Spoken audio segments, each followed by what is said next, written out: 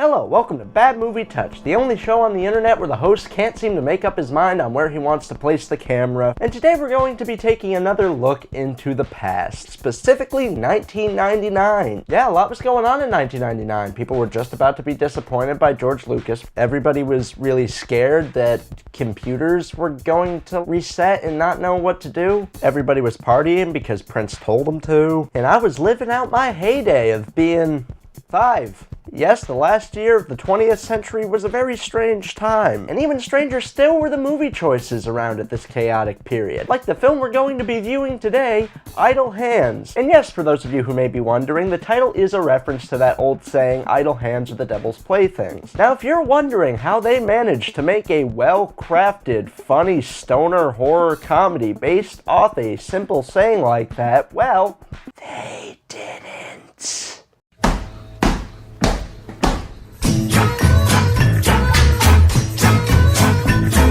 So we open up on this very 1999 intro. And let me tell you, it's pretty intense, and I'm really feeling the edge. No, really, I'm feeling close to the edge. Please make it stop. It looks like whoever made this intro just took a bunch of footage that they already had and threw it into a timeline, put some filters over it till you couldn't tell what the fuck you were looking at, plopped it out, and said, here you go. Although, oddly enough, it's somehow the most entertaining thing in the film. I mean, it's at least entertaining to play a game of, let's see how long I can not have a seizure from this. Oh, shit.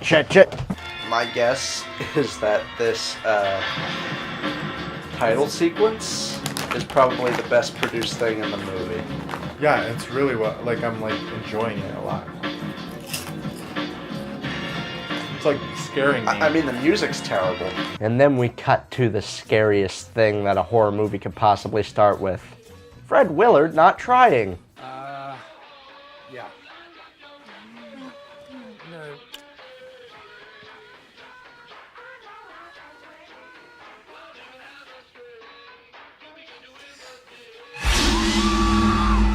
You know, I'm thinking these two get kinky pretty often because why else would you have a black light in there?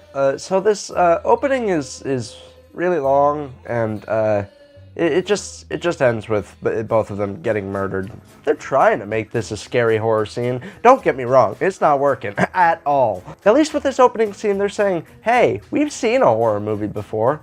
Trust me, I'm not gonna give a lot of pros, so take what you can get. And then we meet our charismatic lead. Oh, sorry, that's not the right word. And then we meet our lead, who kind of looks like if James Van Der Beek and young Matt Damon ran into each other really fast. And he starts off his day the way every cool kid who lived in the attic in 1999 does, by turning off music he's listening to and listening to the same song on different headphones. Because, you know, that's just how it was back then. You didn't understand. Turns out he's the son of the couple that got murdered in the beginning, and he's completely oblivious to the fact that his parents aren't there, even though there are several obvious clues such as blood all over the place.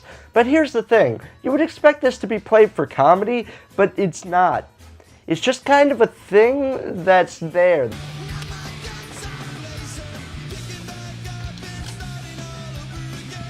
And he continues his 90s day through watching cartoons, smoking some weed, and trying to pick up some more weed. I hope you like weed. There's a lot of weed in this movie. Weed comes up a lot. Did you know? You know what the best stoner comedies have in common? They're not this. So he goes over to his friend's house to do a pickup, and it turns out his friend is Foggy Nelson from the Daredevil show on Netflix. Oh, and his other friend is national treasured Seth Green. Aw, Seth.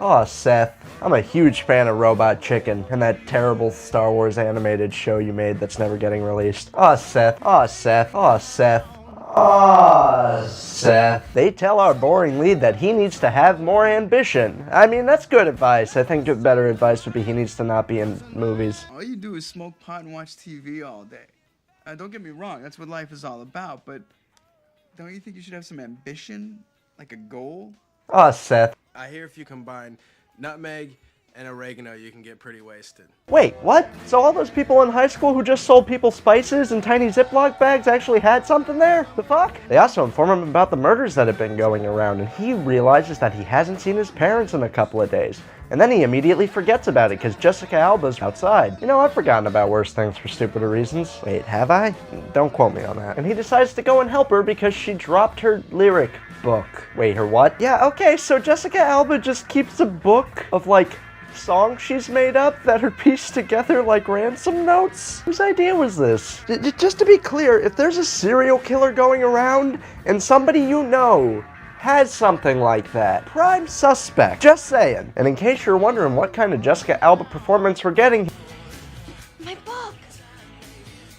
Thank you so much for returning it. Hey! That kind. Yeah, she's not very good in this movie, but I can't really blame her because this character is awful. We'll get into that later. Trust me, we're gonna get into it later. And even though he really likes her and has a huge crush on her, our uninteresting lead is just too weird and awkward to interact with her, so he leaves. Oh yeah, did I mention his name is Anton? I probably haven't, because I just care so little about him. And meanwhile, in a town called Beaver, a weird Sister Act sequel is being staged.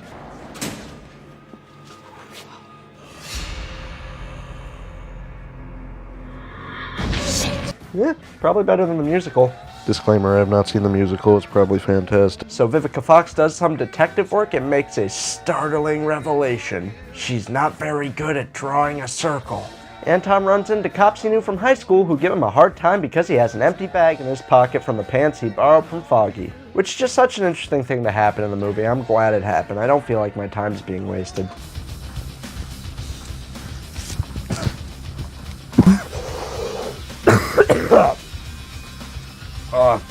I think I'm dying. So that night, he goes back home and decides to give the old nutmeg and oregano a try while listening to some edgy music. The soundtrack is bringing up so many memories I just don't want.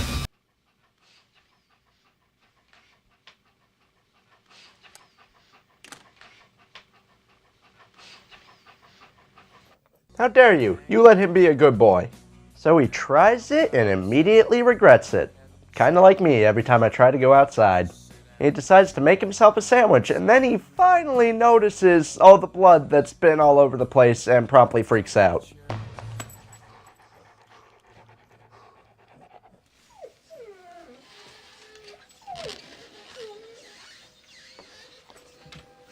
Oh yes, put your dog in the line of fire. I hate you, Anton. I hate you! So he goes all around the house freaking out that he might be locked in there with a killer until he makes a startling revelation.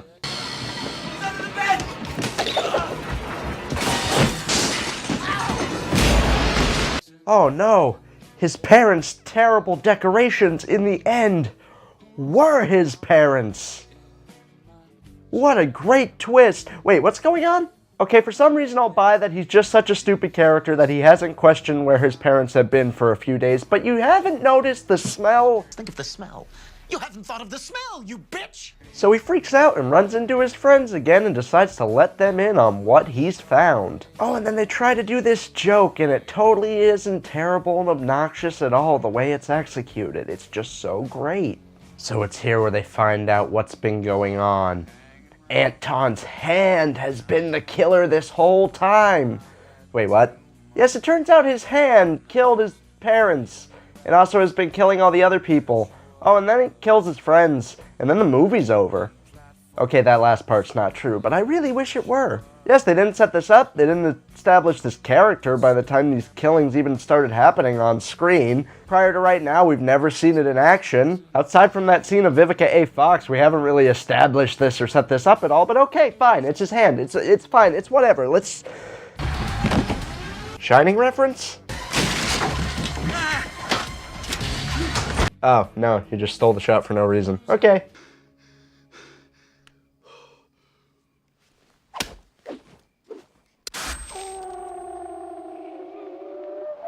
Thank you. You are watching the Ham Channel. Nothing but hams 24/7. Perfect for demonic hams across the globe.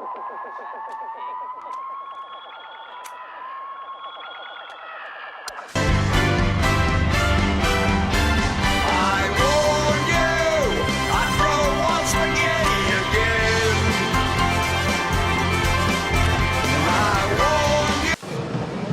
those who know me, I'm a nobody.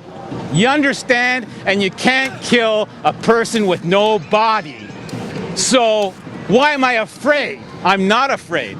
I'm afraid of the boogeyman. Who's the boogeyman? You figure it out. So Anton runs to his crush's house, and it's here that we learn that she's the stupidest person in existence. Sorry about your bush.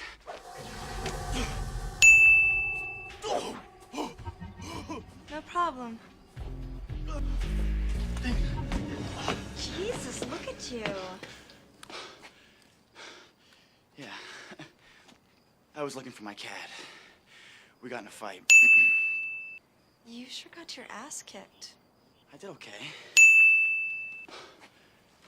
So you ran and hid in my bush? Molly, I shouldn't be here. I'm not myself today. In fact, I'm someone completely different. You're so shy. I'm totally not weirded out by the fact that you're covered in blood and are constantly doing weird hand motions and saying strange things. That's a real big turn on for me. This makes me wonder if the screenwriter has met a woman. I should not be here, Molly. Safer in here than on the streets. Don't you know there's a killer out there? That's what I'm saying. That's exactly what I'm saying. I'm dangerous. Oh yeah?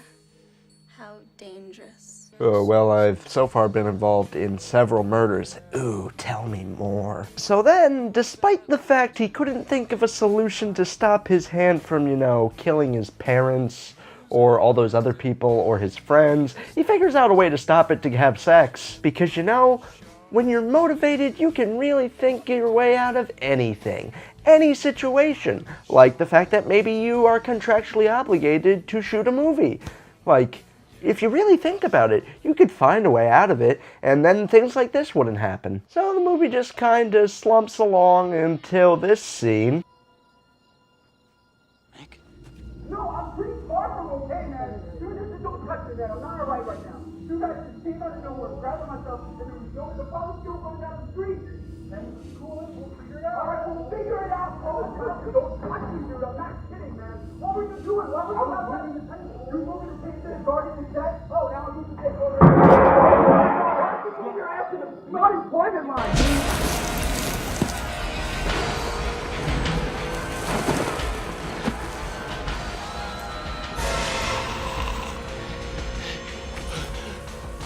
Please don't kill me. Hey! And now, I'm gonna have to kill this fucking clown.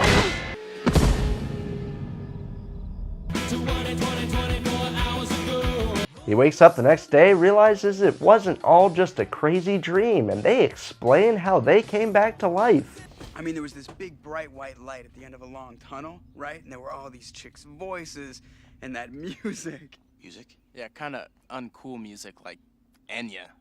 And these chicks' voices, they were saying, "Come to us, come towards the light." So what happened? Oh, we figured, fuck it. I mean, it was really far. That's right. That's how it works. That's how death works, guys. Oh, we figured, fuck it. Oh, we figured, fuck it. Oh, we figured, fuck it. Actually, coming to think of it, coffins just have a whole much darker purpose now. And then we cut to some people mourning some of the Hand's other victims, and this character shows up to get some action. Oh yeah, this character was actually set up earlier, but it's very possible that I didn't mention him because his character traits are he owns a truck, he likes the truck, and he likes to have sex. Yeah, they were great. I just feel really bad, you know? Because I was always so mean to them. Like this one time, they asked me to go out on a double date. And I thought they were tards, because there's only one of me, right? See, there's all these points where it tries to be an offensive comedy, but it's really just offensive to my happiness in life. But Anton, for some reason, thinks that this character might be able to help him with his hand problem, and he lets him in on the whole thing the movie's based off of. It's my hand, okay? It's like it's got a mind of its own. It makes me do things I don't want it to do. Oh yeah, man? I used to be like that. Get into all kinds of stupid shit. Look, the trick is to keep yourself busy. That's why I'm always working on the board. Keeps me out of trouble. Idle hands are the devil's playground. I figured, fuck it. Okay. It's bad enough that the whole premise boils down to just like a saying. But the fact that they were either lazy enough or thought the audience was stupid enough that they had to state that specifically in the movie is really pissing me off. Oh yeah, and then they listened to Dracula, because late 1990s.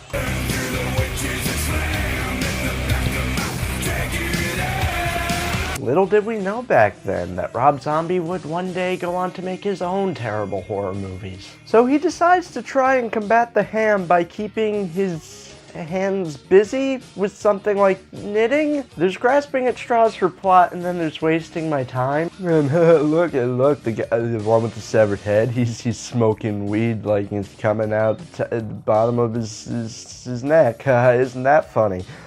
Oh yeah, and then the cop characters show back up and they'd see all this stuff happening and they're like, oh, we'll be heroes if we do this. And then they go in and get murdered by the hand because this movie just doesn't want to end. You know, movie, take it from somebody who made a movie that didn't need to be an hour and a half but was anyway. It's not good. Oh, by the way, if this show ever gets enough traction, I might eventually review that somewhere down the line. So I guess look forward to that.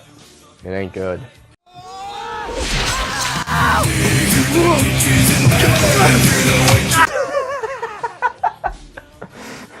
That's legitimately the only funny thing in the movie, and I don't even think it's supposed to be funny. I'm just fucked up. Oh god, what is that?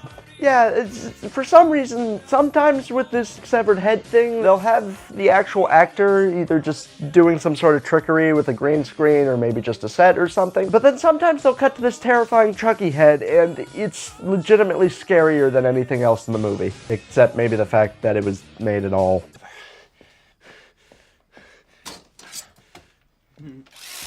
Oh, look at me, I'm Leatherface! Ah, Seth. So then he finally succeeds in chopping off his hand and has a whole long scene that is nowhere near as good as anything in Evil Dead 2 where the same sort of thing happens. So just watch that movie instead. There you go. So, what are you supposed to be anyway? I'm a fast food employee that cut off his own hand. Cute. Cute, yeah, that's so cute. You're so cute. You're so funny. I love that you're just constantly covered in things that are inside the body. So he decides to take his crush to the dance because she's the most obliviously stupid person, so he might as well ride it out for as long as possible. And his friends make the best decision in the movie by reattaching Foggy Nelson's head so we don't have to see that terrifying effect ever again. Thank you, movie. There's another point for you. That's probably all you got. Oh, but also they accidentally let the hand out because they wanted to make burritos. Ha ha ha ha ha. So boring truck character does some bowling and meets up with Vivica A. Fox, and while he's trying to get some tail, these two stories finally meet up. You find out that Vivica A. Fox is hunting down the evil hand that's been killing people. This is a very strange prequel to Kill Bill, and we know she means business because she drives listening to the film's soundtrack.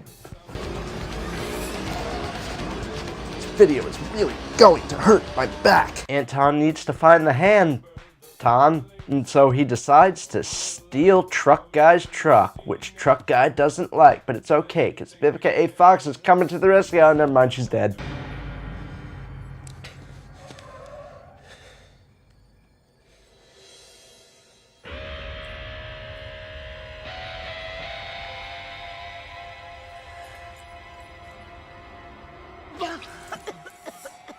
Oh, never mind, she's alive. You know, midway through, they killed like 2 of the central characters and then brought them back because they didn't know what to do. The movie was trying to unwrite itself and now they're actually trying. So the hand goes around on a rampage and ends up doing God's work by getting rid of Gene Simmons.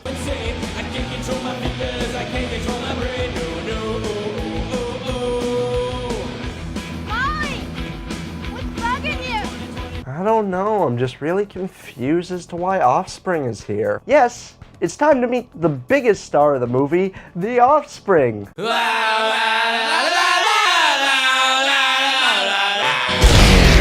You remember The Offspring? You remember the 90s? Oddly enough, I think this is the most realistic thing in the movie. I can totally buy that The Offspring would be playing a high school dance. So they go to the dance and they blend right in because, you know, it's that stupid movie trope. Oh, it's Halloween, so all these clearly real things, they must obviously be costumes. And the hand goes around and kills a bunch of people I'm pretty sure we've never seen on screen before, so who cares? I know what's happening, Anton. I can stop it.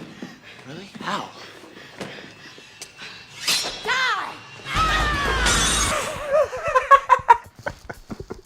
Okay, Vivica A. Fox's character is now my favorite character in the movie because she's done the thing I've wanted to do since I met this character. This is actually how it goes meeting a lot of people in the city where I live. Just walk up to them like, hey, I hope you're having a nice day. They throw out a knife at you and say, die.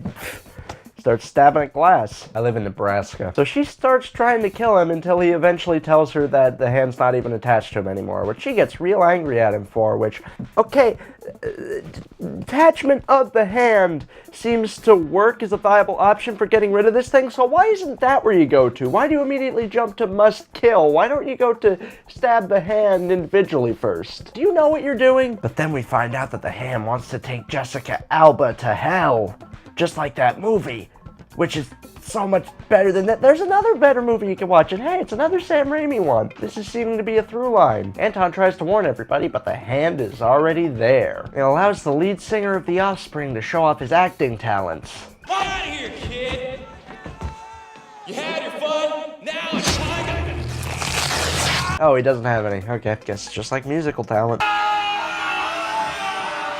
And then everybody runs, and there's total chaos, and there's this long scene where they have to climb down from a fan with a rope. And did you guess that this dumb character was going to get killed by the fan? Because you're right. Right. Oh, Jesus. Okay, I think, like, we all knew it was gonna happen, but like that, wow. Okay. A for effort. And then Anton has a fight scene on the set of The Muppets because this movie's still on. And here he finds out the hand's sinister plan. He's gonna push Jessica Alba into the ceiling onto a pentagram because that'll send her to hell. And also he's a puppet now. It looks like they aren't gonna win this very boring fight. But then, turns out the day is saved by marijuana. That's right, it gives him the power to fight off the hand and save the girl. He gets the hand high enough to pacify it, and Vivica A. Fox comes in and finally puts an end to the carnage and gets me that much closer to sleeping tonight. Well, my work here is done. Time for the ritualistic sex. I don't think you could sit down and write the words, time for the ritualistic sex, into a screenplay and then sit back and look at it and go, you know, I'm doing something really great here. I think I'm gonna be up there with Ford Coppola, you know, director of Jack. He's our age, but he looks 40. Jack Powell is a grown-up on the outside. Why ain't he in school? But on the inside, Marco. Bolo, he's all boy.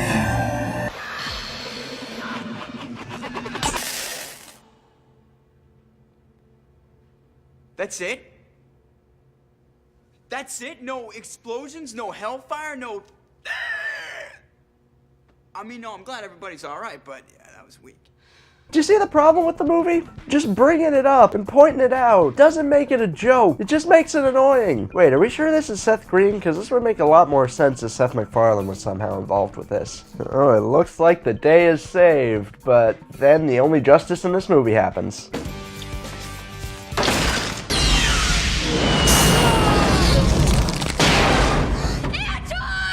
Yes! Yes! Yes! Yes! It's like the movie knew. The movie put you through all that, spending all this time with this character because they knew that ultimately you're just gonna want to see this happen. I'm sorry about what I said, movie. You're great. You're terrific.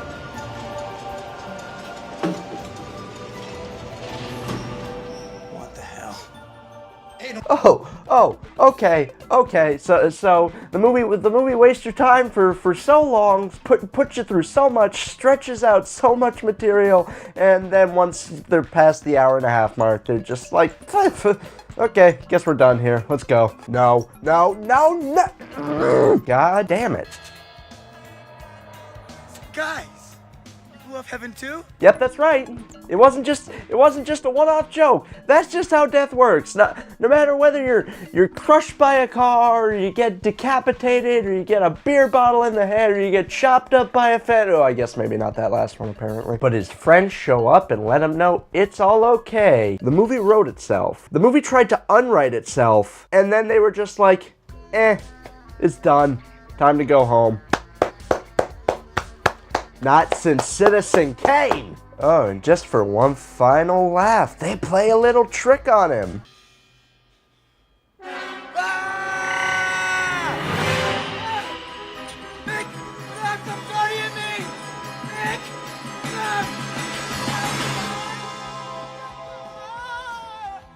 Hey, you're right. Anton screams like a girl.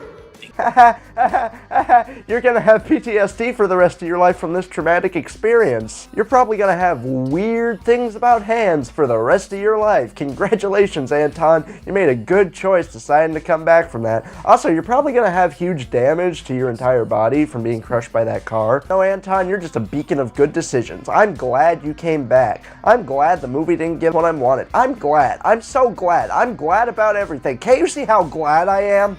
It wasn't very good. Do not watch. So that was Idle Hands. Have you seen it? Did you like it? And if so, who hurt you? So thanks so much for checking this out, guys. I've really been liking how the show's been turning out recently. I've got great ideas for future episodes, and I can't wait for you to see them. It's been going really smoothly, and I think I'm very happy with the new upload schedule. I'm going to be getting a lot more of these videos out to you much quicker. I'm hopefully trying to get to the point where I can put a video out every week. I'm not quite there yet. Still trying to do bi-weekly if I can even manage that at the moment. I've got some stuff I need to take care of before I could get really into this, but you know, I'm happy with the way things are moving forward so far, and hopefully I can eventually get to the point where I'm putting out a video for you guys every week. If you want, you can check out my Patreon. I'm really grateful to anybody who can do anything to help my channel grow. It's really great that I've had so much positive feedback so far and that so many people are enjoying the stuff that I've been putting out. It really means a lot to me. I hope you guys like what I've been doing. I hope you like the stuff I'm planning, and also check out the GoFundMe for my movie, and you could check out the trailer for that, which is probably somewhere on this end screen here, and I'll put links to everything, and you can check out all of that. Thank you guys so much for checking it out. Also, don't forget to like, comment, subscribe. I gotta go lay down now.